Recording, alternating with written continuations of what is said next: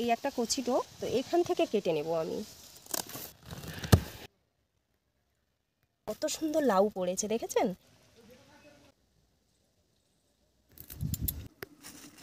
লাউ শাকের ডাঁটা দিয়ে দিলাম, হয়ে গেছে মাখা। নমস্কার বন্ধুরা, অপর্ণা রান্নাঘরে আপনাদের সবাইকে স্বাগত। তো বন্ধুরা, আজকে চারা রুই মাছ নিয়ে এসেছি, আর তার সাথে দেশি লাউয়ের কচি ডোক, সেই দিয়ে আজকের পাতলা ঝোল বানাবো। তো এই দেশি লাউয়ের কচি ডোকগুলো দিয়ে যদি চারা রুই মাছ বা বড় রুই মাছের ঝোল করা হয়, তো বন্ধুরা খেতে কিন্তু খুবই সুন্দর লাগে। আর তার সাথে বানাবো বাগান থেকে পালং শাক তুলে পালং শাক সেদ্ধ। তো এখন আমি শাকটা কেটে নেব। আপনারা ভিডিওটা প্রথম থেকে শেষ পর্যন্ত দেখবেন, আশা করি ভিডিওটা আপনাদের খুবই ভালো লাগবে। এখন সব ছোট ছোট লাউ ধরেছে, তো যেগুলোতে লাউ ধরেনি সেই রকম ডোক কেটে নেব। এই একটা কচি ডোক, তো এখান থেকে কেটে নেব আমি। কত সুন্দর, এই একটা ডোক মোটা, ছোট্ট করে কেটে নেব। এইখানে একটা ডোক আছে, এইটাও কেটে নেব।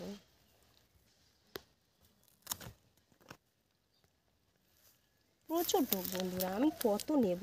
দারুণ হয়েছে, প্রচুর, গাছটা শাকগুলো কত সুন্দর হয়েছে। এই দেখো, সবথেকে বড় কথা, যত কাটা হবে তত কিন্তু ডোক ছাড়বে। দারুণ ডোক হয়েছে, কত সুন্দর দেখুন।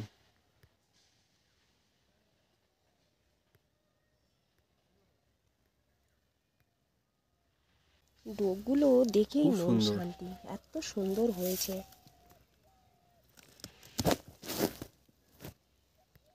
আরো ডোকগুলো দেখে মন শান্তি একদম। আর লাউ হয়েছে, বন্ধুদেরকে দেখাই, দেখুন বন্ধুরা কত সুন্দর লাউ পড়েছে দেখেছেন।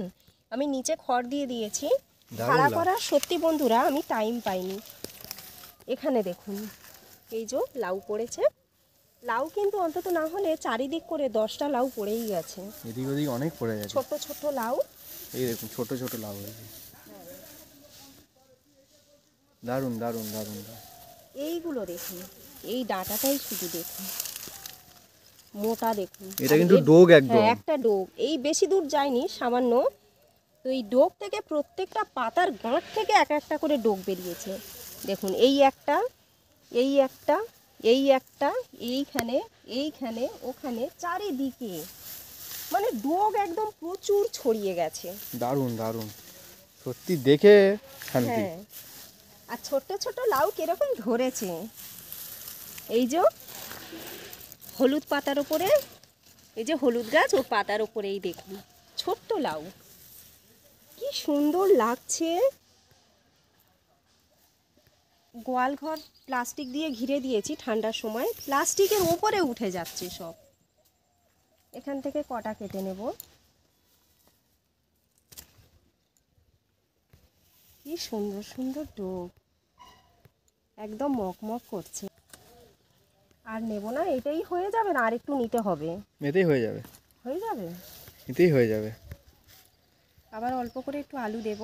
তো চলুন, ডোক তো কাটা হয়ে গেল দেশি লাউয়ের, এখন রান্নাঘরে গিয়ে কাটাকুটিগুলো করব। কচি ডোক আর কত সুন্দর ফ্রেশ।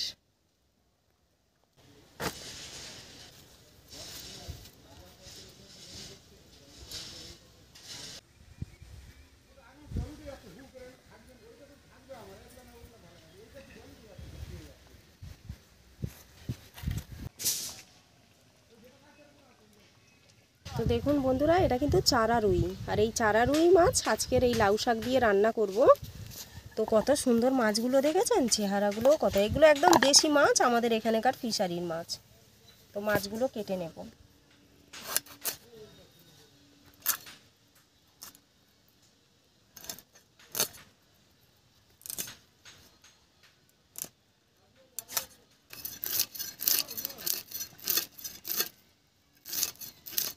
এখন আমরা পুকুর থেকেই মাছ ধরতে পারি, কিন্তু এতটা ঠান্ডা তো পুকুরে মাছ পড়বে না, জাল ফেললেও পড়বে না, ছিপেও পড়বে না। তো কি করব, বাধ্য হয়ে এরকম টুকটাক এখন আপাতত কিনে আনা হচ্ছে। আর একটু জলটা, পুকুরের জল একটু নেমে গেলে, বর্ষায় তো অনেক জল হয়ে যায়, আর মাসখানেক পরে আর গাছের শিকড় টিকড় আর মধ্যে ঢুকতে পারবে না মাছ, তো তখন আমরা জাল ফেললে পড়বে। এই সময় নারকেল গাছের শিকড়, বিভিন্ন গাছের শিকড়ের মধ্যে মাছগুলো ঢুকে লুকিয়ে থাকে।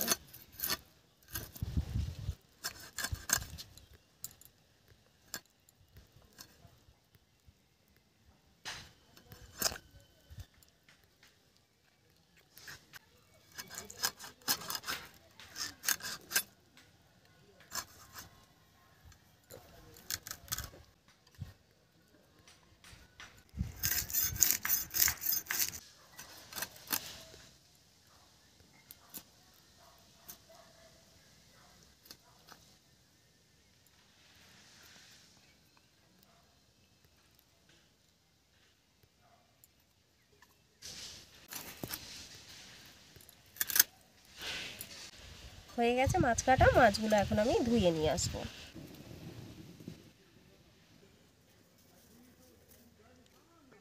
হলুদ নিয়ে নিলাম,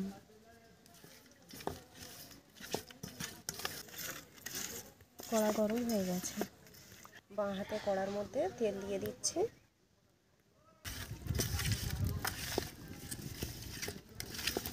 একদম মাছটা খুব সুন্দর মাছ, ভোরের দিকেই জাল দিয়েছে, এনেছিল।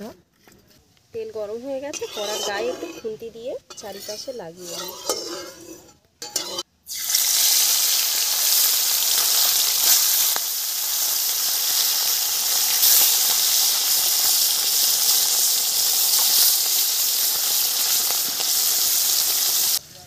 আলুগুলো কেটে নিই মাছের ঝোলের জন্য।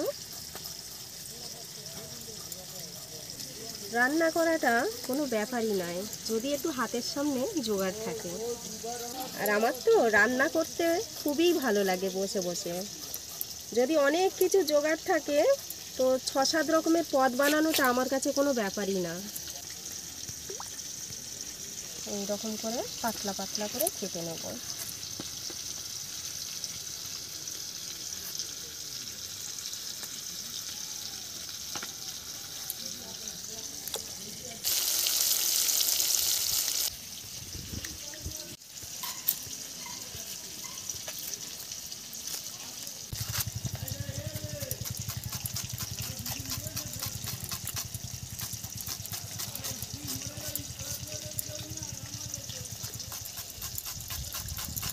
একটাই পেঁয়াজ দেব, পেঁয়াজ বেশি দেব না।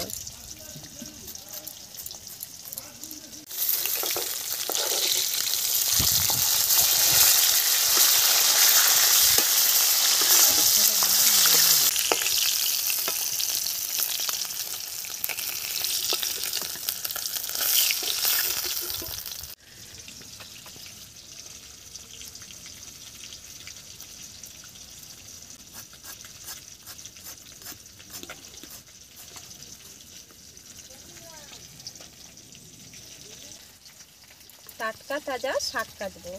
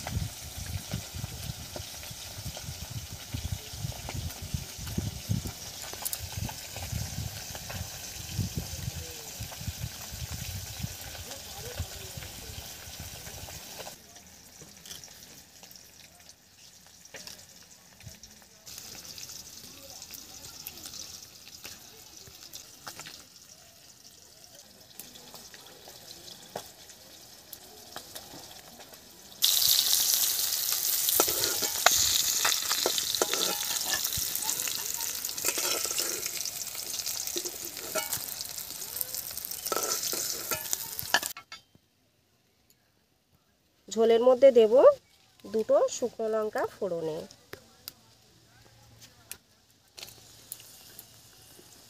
আর দিয়ে দিচ্ছি জিরে ফোড়নে, দিয়ে দিচ্ছি পেঁয়াজ।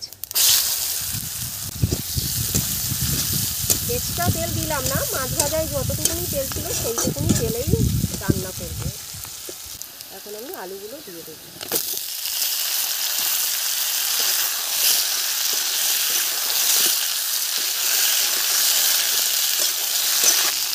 এখানে দিয়ে দিচ্ছি হলুদ, লঙ্কার গুঁড়ো, নুন।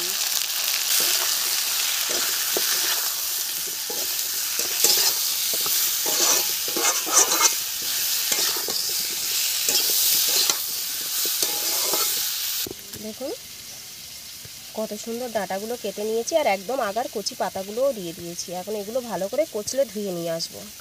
আলু খুব সুন্দর ভাজা হয়ে গেছে, এখন জল ঢেলে দেবো।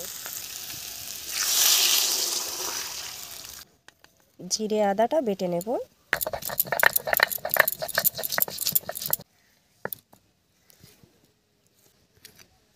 ঝোল ফুট ধরে গেছে, বাটা মশলাটা দিয়ে দিচ্ছি। লাউ শাকের ডাঁটা দিয়ে দিলাম। এইভাবে সেদ্ধ হবে। এখন মাছের ঝোলটা বসিয়ে দিলাম। এখন আমি গিয়ে কটা পালং শাক তুলে আনি, পালং শাক সেদ্ধ হবে আজকে।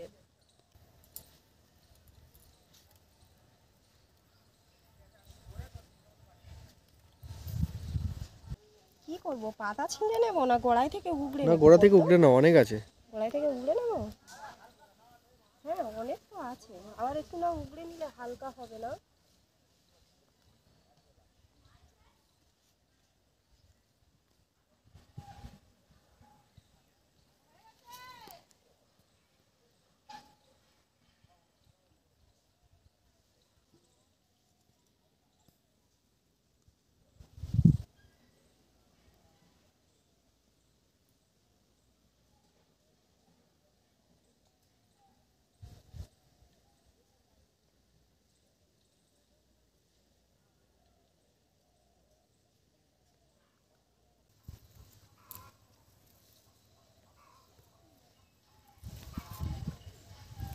আর লাগবে না, অনেক নিয়ে নিয়েছি, এটাই হয়ে যাবে। দুয়াটি হয়ে যাবে, যা নিয়েছি এটাই সেদ্ধ করে নেব।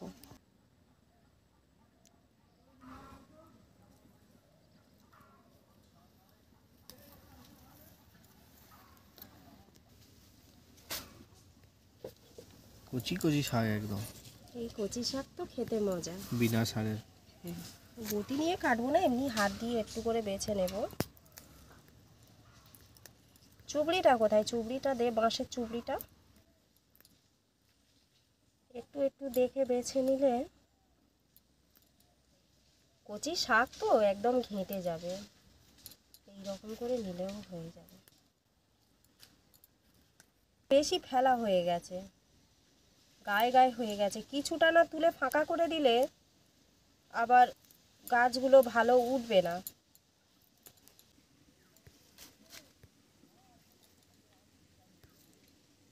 শাকগুলোর কালার দেখুন কত সুন্দর। সত্যি খুব সুন্দর। সব থেকে বড় কথা, এই শাকগুলো যে মানে তুলে তুলে খাচ্ছি, সেটাই একটা আলাদা আনন্দ। কখন বাজার থেকে আসবে, রান্না হবে, সেটা একটা মানে অন্যরকম ব্যাপার। তো বাড়িতেই আছে, তুলে তুলে খাও। কত রকমের শাক সবজি, কোনটা খাবো? ওদিকে গাছে পুরুলগুলোও বুড়ো হয়ে যাচ্ছে।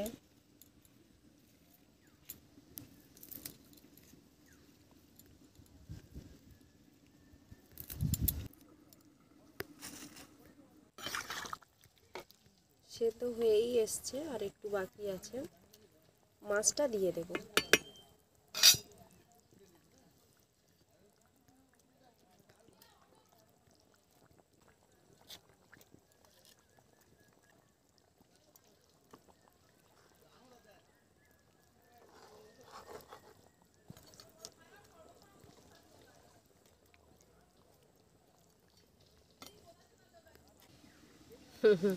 এই দেখুন, গাছ থেকে পেঁপে পেড়েছি আজকে। এই পেঁপেটা কেটেছি, এই পেঁপেটার মধ্যে দানা দেখুন পুরো গাছ বেরিয়ে গেছে। এগুলো আমি এখন বসিয়ে দেব কোথাও, যেগুলো আর কি গাছের শিকড় বা গাছ বেরিয়ে গেছে। বাকি দানাগুলো আমি একটু যত্ন করে রেখে দেব, যাতে করে এই দানাগুলো নষ্ট না হয়।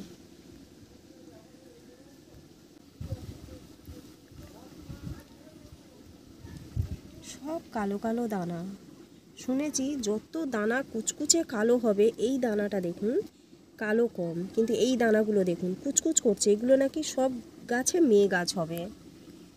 একটা পেঁপে গাছ এঁড়া গাছ হয়, ছেলে গাছ হয়, যেটাতে ফল হয় না। তো এই দানাগুলোকেই শুধু দেখুন।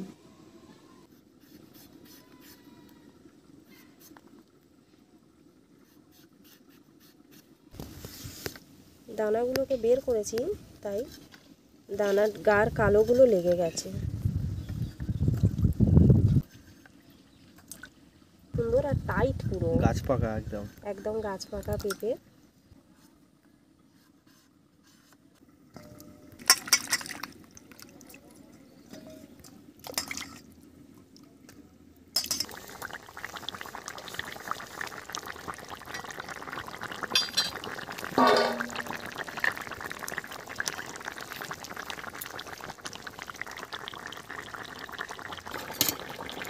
ঝোল হয়ে গেছে।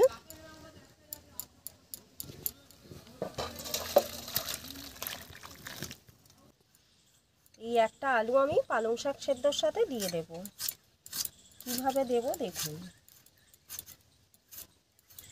পাতলা পাতলা করে কেটে নিলাম। আলুগুলো জলের মধ্যে দিয়ে দিলাম।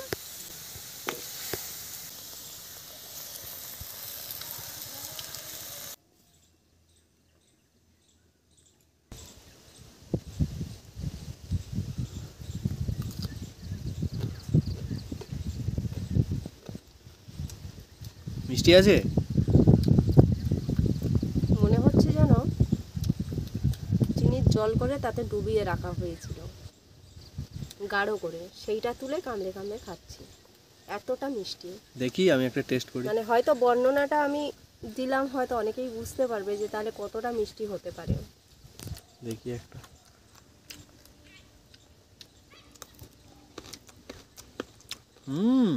দারুণ না? দারুণ,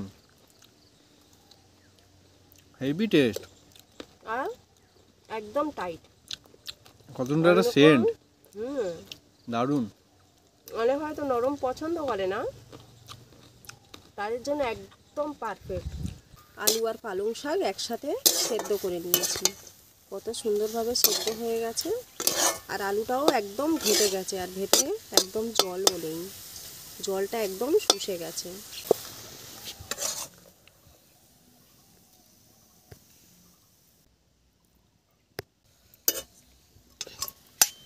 দুটো শুকনো লঙ্কা ভেজে নিয়েছি লাল লাল করে, একটু নুন দিয়ে দিলাম উপর থেকে। লঙ্কাটা একটু ঠান্ডা হোক, এদিকে আমি এটা মেখে নিই। আলু আর পালং শাক এইরকম একসাথে সেদ্ধ করে নিলেও ভালোই হবে, খারাপ হয় না।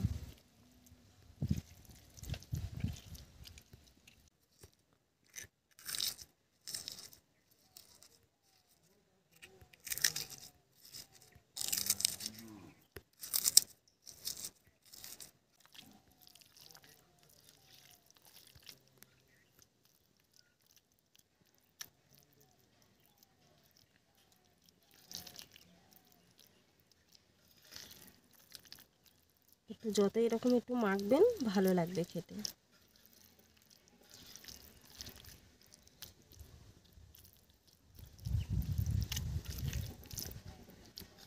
শুধু পালং শাক সেদ্ধ একরকমের খেতে লাগে, আবার ছোট্ট একটা আলু দিয়েও যদি আপনি পালং শাক সেদ্ধ করেন সেটাও কিন্তু খুব সুন্দর লাগে খেতে, আর একটু টেস্ট আলাদা হয়। হয়ে গেছে মাখা, রেডি।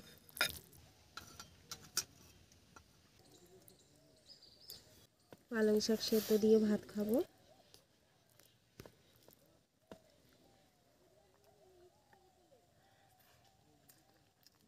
খুব সুন্দর লেগেছে বন্ধুরা পালং শাক সেদ্ধ, পালং শাকের সেন্ট এত দারুণ, আর সেদ্ধ ভাজা লঙ্কা দিয়ে মেখেছি তো খুব ভালো লাগছে খেতে, দুর্দান্ত লাগছে খেতে। সিজনে আপনারাও এরকমভাবে বাড়িতে বানিয়ে খেতে পারেন, কোনো খাটুনি নেই কিন্তু, অথচ খেতে দারুণ লাগে। পালং শাক সেদ্ধ আমাদের স্বাস্থ্যের জন্যও সত্যি খুবই উপকারী।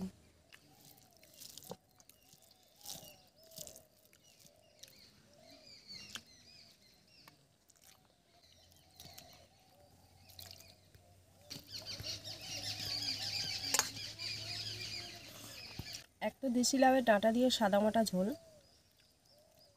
স্বাস্থ্যের জন্য খুবই ভালো, আর টেস্টটা কিন্তু খুব সুন্দর হয়েছে বন্ধুরা। ডাঁটাগুলো দেখুন কত সুন্দর আর একদম নরম হয়ে গেছে। দারুণ দারুণ। আর দেশি মাছের ঝোল, মাছেরও একটা সুন্দর টেস্টও আছে, খুব ভালো লাগছে বন্ধুরা। এইভাবে মাছের ঝোল আপনারা বানিয়ে খাবেন, আশা করি আপনাদের খুবই ভালো লাগবে খেতে।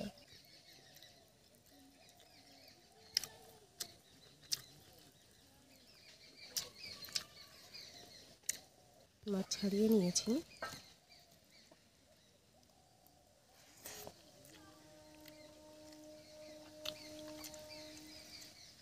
খুব সুন্দর খেতে।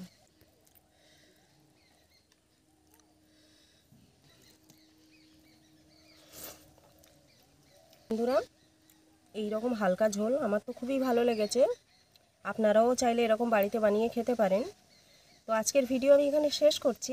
দেখা হচ্ছে পরের ভিডিওতে আরও একটা নতুন রেসিপি নিয়ে। আপনারা ভালো থাকবেন, সুস্থ থাকবেন।